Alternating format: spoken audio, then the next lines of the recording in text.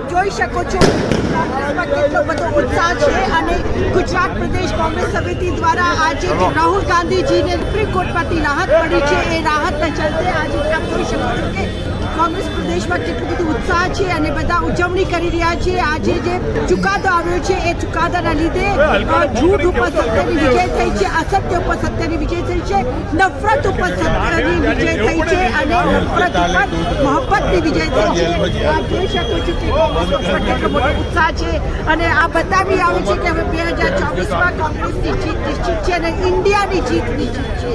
અને આજે જે રીતે આ ઉજવણી થઈ રહી છે અને સુપ્રીમ કોર્ટે જે દૂધ અને પાણી કર્યું છે એનાથી સાબિત થાય છે કે આજે જેટલું પણ રાહુલ ગાંધીને દબાવવાની, હેરાન કરવાની, પરેશાન કરવાની પ્રયત્ન કરવામાં આવ્યા એ બધામાંથી આજે રાહુલ ગાંધી બહાર આવી ગયા છે અને આજે આપણે ઉજવણી કરી રહ્યા છીએ। સત્યમેવ જયતે।